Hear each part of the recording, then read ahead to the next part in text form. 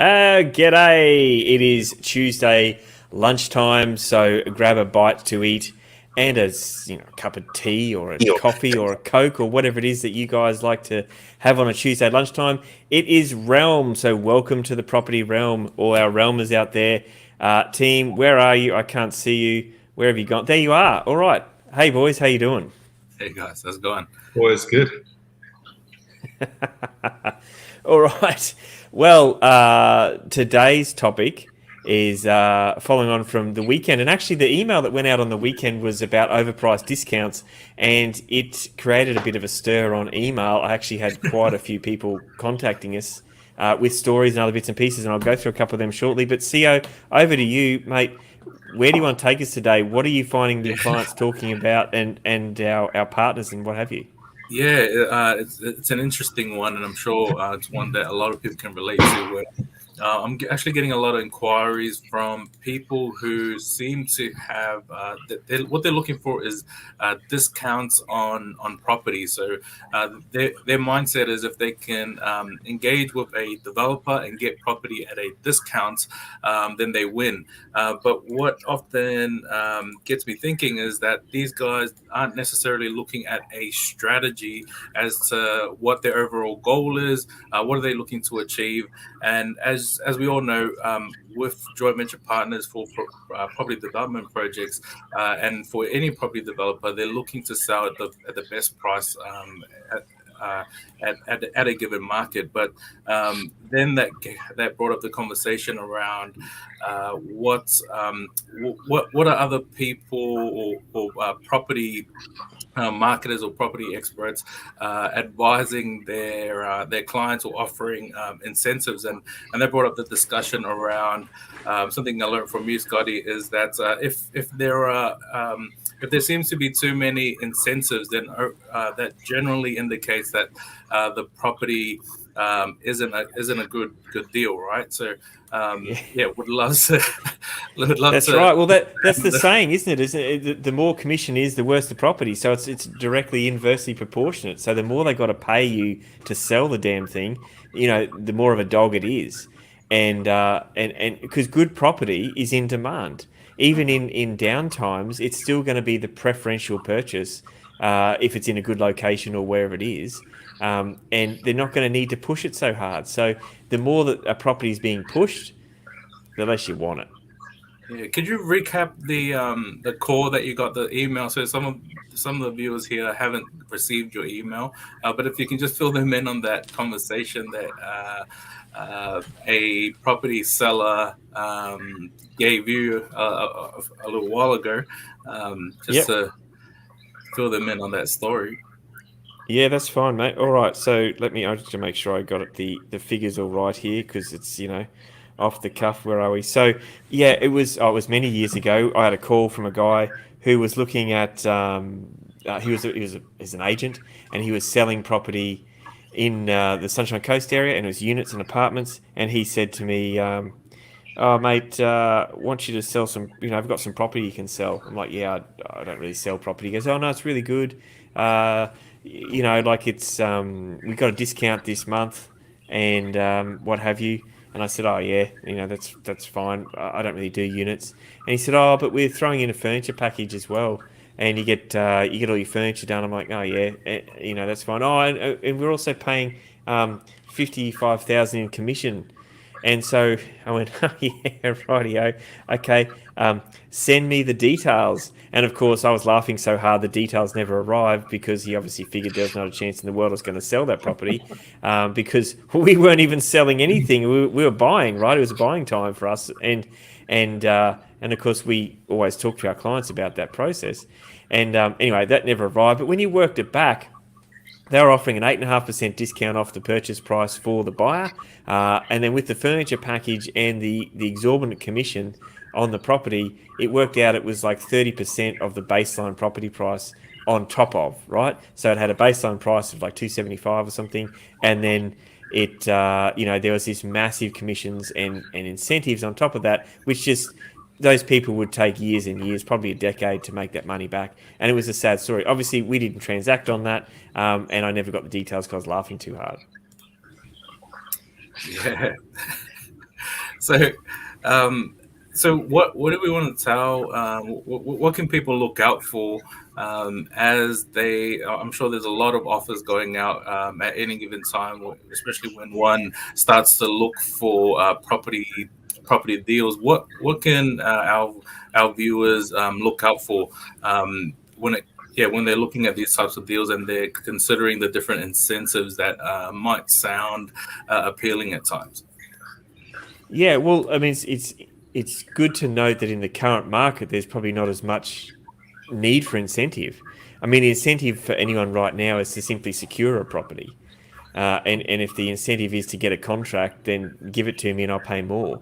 I mean, that's what we're finding out in the market. And so there's a lot of this stuff that doesn't need incentive. So even more so right now, you need to be careful. I spoke to a guy this morning, a lovely fella, and he had a couple of stories. He's in the industry of sorts, and he himself was looking to buy early last year in the Apple Isle down in Tasmania, and he was looking around, and there's one agent kind of controlling the listings in the town. And they couldn't get a whole heap of background data, so he put a contract on something subject to finance. And before he even did the finance, he went and got his own independent valuation done on the property, Mhm. and it was at least $80,000 overpriced. We were talking under sub $500,000 property, and it was 80,000 overpriced. And it turns out that he dug around a little bit more. Obviously, he pulled out of that deal, and those agents in that town were just because it was still the cheaper end property, right? I mean, that's cheap for someone from Sydney and Melbourne. They were really trying to attract cash buyers, right? That never ended up getting finance, therefore didn't need a valuation done, and they were just spitballing prices. They just go, oh, what do we think we can get? Oh, let's see if we can jag someone who can get this property at 450 grand or whatever it might be, right? When it was worth nothing near that, and there was no evidence to support anything else, um, anything close to that ever. And the other story that he'd seen, he'd had a direct client who had been through a marketing program, I suppose you'd call it, in Queensland, and ended up buying something, and it was not good. It was really bad. I mean, it was in one of my least liked areas, which is the Western Corridor of Brisbane, um, and they had paid $480,000, which sounds about right. Those sort of marketing, stuff going at that price in those areas. And a couple of years later, I think 18 months later, he wanted to refinance, and he started to Google that and do, this online price comparator sort of stuff Yep. that comes up when you start Googling stuff around. And the price came in at 300,000. Um, so I think they ended up sort of doing something around the 350 mark or whatever. But there was a time there where he was 180 odd thousand dollars, potentially under comparative market value, Yep. and they just went through the process of going through the marketing. Went through probably a seminar Yep. in a group of other people, all that sort of stuff. There was no independence about it whatsoever, Yep. and it was just a complete marketing group operating out of Queensland, but targeting interstate people, right? And Yeah. that's one of your thing. So I very see interesting. that a lot, and I actually hear that a lot from a lot of the clients that inquire, where they seem to have been educated through different property webinars, seminars, and whatnot, and they're looking for that kind of product. But what's interesting is that there are actually better, or what I've learned from the experience I've had with views and other property developers, is that there are better options depending on their strategy. And Remo, I know we've had a few different discussions on this, where what we're seeing now is there are even people offering development sites, and yeah, you could probably touch on some of the numbers that are just uh, where for someone that hasn't been educated or aren't aware of what actually to look for, they can be misled by some of the information that's being presented to them. Could you share on some of the numbers? I know you're going to touch on this a little bit later, but just to give our viewers a bit of an insight as to some of the numbers that you see on your desktop on a weekly basis these days. Mate, yeah, one of the I got a deal this week for a development site in Queensland, I believe it was. where a buyer's agent, again, we had a discussion last week, where do you go for your property advice? And buyer's agent was one of those things, right? The buyer's agent had done a feasibility on a development, and they put the civil cost on the development at $60,000. I've never done a development before with civil cost at $60,000. You'd be looking at an average of about $100,000 if you're on a good site. If you're on a pretty poor site, that can go up a little bit more. So yeah, I've seen some shocking stuff come across my desk over the last 6 years where it's just people just absolutely have no idea. To touch a little bit more on the buying property at a discount with packages and stuff like that. Back in 2016, 2017, Brisbane City. I don't know if you recall, but back then Brisbane City had the most amount of skyscraper cranes on buildings in the entire. I think it was in the Southern Hemisphere, or it was pretty significant. So just meaning that or in the Southern Hemisphere, Brisbane City was actually building the most amount of high-rise apartments. And you could buy apartments off the plan and an end. And obviously, since 2016 up until now, I probably would have spoken to over, 10, maybe 15,000 people around property development and property buying, this, that, and the other. And a lot of these clients that I've been talking to, I've actually purchased some of these units in Brisbane. Now, they were purchasing these units for, $450,000, $480,000. And then in 2019, 2020, these units have actually, once they completed and these guys were actually able to rent or move in, their units were only valued at 400, 410, some of them actually 300 to 350. So they've actually lost a substantial amount of money thinking, obviously property spookers and all these developers, they go out and, buyers agents are selling these units left, right, and center to people that just don't know. So they come into the market uneducated, not being able to do their own research and due diligence. And, that's not their fault. It's just they haven't actually gone out to learn, how do I do my own research and due diligence on a property before I buy it. So, yeah, it's just crazy. Everybody gets shoved into this, hey, come and buy property with us. We're going to give you X, Y, and Z. And then face value, it looks like such a great deal. But you've literally just paid for all of your own stuff. You've paid for your own discount. And then you've also overpaid for the property.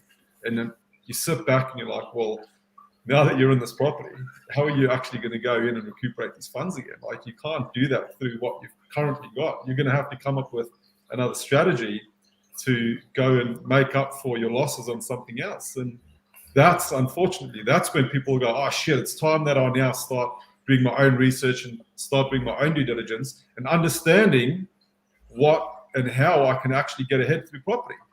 But by then it's too late. Well, it's not too late, but now you're 2 steps back, or you're 12 months or 2 years behind where you would have been had you just invested, 2, 3, 4, 5 hours a week, or just gone and found a property, well, not a property coach, so to speak, but found someone, whether it's a relative or anyone, who knows a little bit more about property than you do, and then, starting there. And that's the thing. It's not about always going out and finding an amazing property coach or an amazing financial plan or this, that, and the other. It's just about finding someone who knows a little bit more than you, and then taking some of that information. They're all stepping stones, right? The more and then you can start finding more people, get yourself into communities, Facebook groups. Anyway, it's amazing where we're at. Yeah, but it's hard though, right? Because even in the process, like that example that I talked about before with the property that was 480, and then he looked online, it was about 300. I mean, they got that through. That was done through a solicitor, but that was in a solicitor that the seller recommended. Whether that's good or bad, let's put that to one side. But it still went through a bank. They still got finance, and these people didn't understand how the finance worked, so they took whatever loan they could against the value of the investment property, but the rest was taken out against the value of their own home, right? So there was cross-collateralization there, which is a big no-no. We don't do that with our clients. But if you don't know, you're still saying, well, hang on, ANZ or NAB or whoever it was you went with, yeah, they looked at it and they said it was okay. Well, just because you can do a deal doesn't mean the deal's good, right? And this is the problem. And I find it very hard, mate. I've been doing this for a long time. I don't know, 17 plus years, and I still find the information out there is not easy for clients to understand, and they can even genuinely think they're doing the right thing and have a clue or talking to someone who has a clue, and it still can ends up in a mess, right? It's really hard to know. I've got a couple of comments here. G'day, Stephen Skeen. He's talking about when we were talking before about incentives. Depends where we are in the cycle. Buyer's market equals that it's an incentives because the sellers want to sell, and a seller's market is no incentives. I'm not against incentives at all, Mr. Skeen, but I'm against it. Crap property, right? I mean, let's face it. Even in a buyer's market, you'd still prefer to buy a really good property than one that was just tarted up and pretending to be good because someone was getting paid an exorbitant amount of money to flog it off to you. And the other thing here, what we've got is hard to know who is an expert in the space. That's exactly right. There's a lot of self-proclaimed experts, and I think that's there's very little training, there's very little legislation or regulation in the property investment space. It's a big gap between just transaction on real estate to, say, financial planning, which is full blown. The requirements around that. There's a massive gap in the middle, which is the property investment space. And while we're on that topic, there, where's my screen share? So this here, that's our compass that we use with our clients. And this section here is discounted buying. This is what everyone really wants, right? I mean, they always want to get things at a discount, but it doesn't always work that way, as Steve's alluding to in his comment there. In depending on the market. So there's some parts of the market we want to go in and get discounted buying, and other parts you're sort of accumulating, other parts you're creating value in the property. And so you need to know the market cycle. So there's not one simple answer because the market cycle is different to every sort of region as well in general. So there's a lot of moving parts, even though the least moving thing is property, right? It just sits there on a block of land and does nothing other than house someone. But there's all these other moving parts around the market which need to be considered before you do anything. CO? Yeah, an interesting thing that you've mentioned earlier, Remo, was you pay for your own discounts. What can property owners or property buyers do to be able to identify when they are buying their own discount? I've noticed from a lot of the work that you guys do, you're very transparent, and when someone wants to buy a property, a product from one of your development sites, you let them know it's going to be a market value, because otherwise your joint venture partners will dilute their shares in the project. But there are many cases, as we've discussed here, where someone, a property owner or buyer, will be looking at purchasing a property, but they aren't aware that they're buying for their own discount. What can they do to be able to identify when they are buying? And I know it comes back to due diligence and research, but for those who really don't know where to start when it comes to due diligence and research, what are some of the simple things that they can do to be able to identify whether they're paying for their own discount? So the first thing that you need to remember is whenever you're buying property, doesn't matter from who you're buying it from, everybody has an agenda, right? So the agenda is to make as much money as possible on that property. So you need to identify that up front.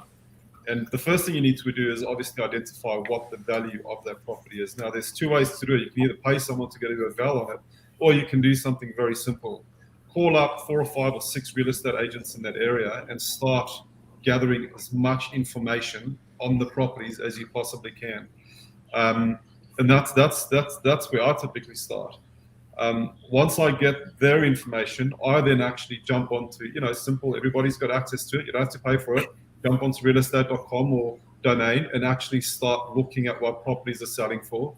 You can then go and start looking at historical data and see what properties have sold for over the last 12 months, 2 years. Start looking at property cycles, try and figure out where that particular property sits on the property cycles. Are we looking at property going up in value in that area? Is property going to go down? Start looking at interest rates. Again, all the information that you can get is free. It's available. It's on your computer. Just start looking. If you don't know where to look, reach out to someone that knows a little bit more. Speak to your agents; they would potentially, be able to point you in the right direction. Or do find yourself someone that is not a property spruiker. Go to someone that is actually someone that's actually currently developing property. Someone that's building houses. Go speak to builders. Go and speak to a property development company. Go come and speak to us. Chat to Scotty, myself, you. We'd be able to point you in the right direction. But typically, unfortunately it's very hard to know and understand who to listen to. I've seen a lot of property spruikers right now, as of in the last 2 or 3 months, have changed their tune as to how to go out and buy property and what sort of property to buy. There's a lot of guys out there, I won't name any names, but 2-3 years ago, their entire product was, let me show you how to buy off the plan. I looked at a Facebook post 2 days ago from that same person where it was like, do not buy off the plan. But that was their primary product 2 or 3 years, well, up until the last 12 months. Obviously with COVID, they've changed everything to try and keep up with what the market wants and the demand, which is great. But yeah, look, to come back to my point, just jump on your laptop and start researching. Research the areas, jump on domain, jump on realestate.com, look at what property's selling for. And obviously, you might have 1,000 square meter property on this side and a 600 square meter property down the road, and there might be a difference of, $100,000. You've got to take a lot of stuff into account, including the size of the property, the condition of the house, the bedrooms, what that property has to offer. But yeah, so jump on your laptop, start researching and speak to agents. That's where you should be starting. That's the most important or the easiest way to gather information, and it's free. Yeah, and look, I think what Remo said there about everyone has an agenda. I think you really got to remember that if you can talk to someone who, who's got either nothing to sell you, so the agent doesn't have any stock that suits you, but who can get sort of a general feel for the area, or a developer who knows you're not going to buy off them, or a valuer, or a building inspector, or whatever it is, right? You've got to be aware, as Remo said, everyone's got an agenda. So if they know they can't really sell you anything, then you should be a lot closer to getting neutral information, right? That's really what we're trying to get here. And so that's, something you want to talk to someone who doesn't have anything to gain on the initial, right? At the end of the day, you're going to have to talk to someone who's going to earn a commission in the sale or whatever it might be, or a fee or whatever. But up until that point, while you're doing some work on it and getting your headspace sorted, you want to talk to people who aren't trying to push you in their direction. And that's really where you're going to try and skip out on those ridiculously priced properties. Yeah, I love that. And I like what you mentioned earlier, Remo, that in regards to the information, it's all out there. You just need to find it. So starting with looking at the data, the area, speaking to real estate agents. And one thing I should mention is speak to them, definitely speak to them before you speak to your broker. And reason being, as Scotty mentioned, you might be able to get the deal, or brokers are very good at getting finance for whatever you're looking to buy, but ensure that you do the research before you get the finance. Otherwise, you'll get the finance approved, and you'll find out later whether you've paid for your own discount or not. But yeah, anything else you want to add, guys? Look, here's another comment from Steve here. What do we got? We got investors need a property plan just like a financial plan, tailored to their goals. Yeah, and I absolutely agree. I mean, we do investment plans for our clients, and it's very important because it gives you a yardstick from which to measure against. And I think that's super important. So it's a great input there by the master Steve Scheme. Yeah, I think that's important. Hey, that's probably the number one thing that you should do before you actually go out and start buying property, is to actually have a plan in place.